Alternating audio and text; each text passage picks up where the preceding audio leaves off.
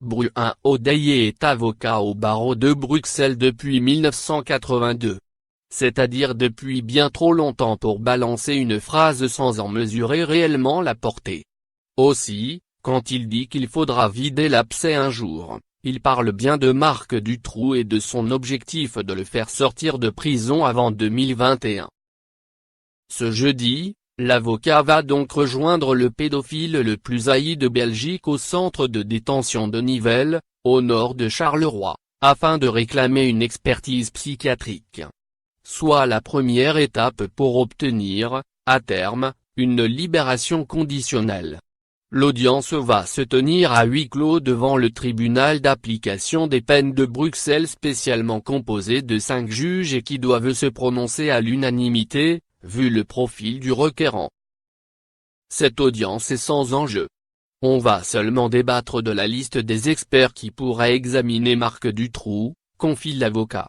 Il faut bien déterminer dans quel état mental il se trouve, s'il est dangereux et s'il présente un risque de récidive.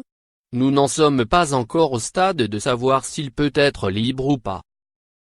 Et pourtant, comme récemment en France avec Jean-Claude Roman ou Patrick Henry, la Belgique n'a pas l'intention d'attendre pour débattre du sujet, 23 ans après l'arrestation de Marc Dutroux.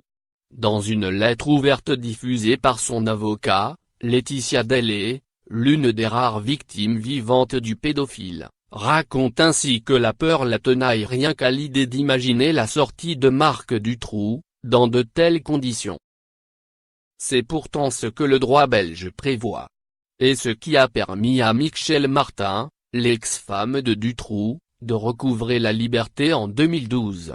Arrêté en 1996 et condamné en 2004 à la réclusion criminelle à perpétuité pour viol sur mineur et 5 assassinats, Marc Dutroux est, lui, libérable depuis le 30 avril 2013, selon les textes.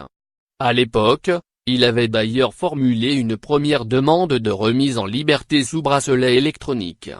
Celle-ci avait été refusée en raison, notamment, du manque de perspective de réinsertion et du risque de récidive.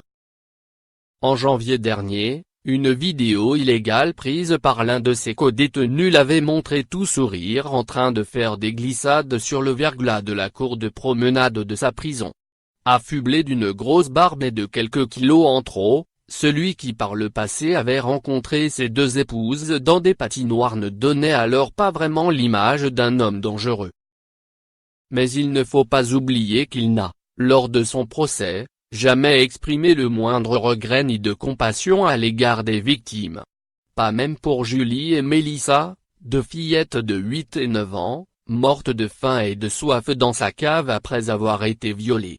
Moi, je pousse la défense le plus loin possible, indique encore à 20 minutes Bruin Odeillet qui a publié un livre réclamant que les peines de prison ne dépassent pas 25 ans. C'est pour cela que je réclame l'expertise psychiatrique. C'est mon boulot. Peut-être qu'on va me dire qu'il est fou ou dangereux. La décision du tribunal d'application des peines de Bruxelles devrait être mise en délibéré. Ce qui incite l'avocat à citer la Bible, demain s'inquiétera tout seul de lui-même. Les Belges aussi.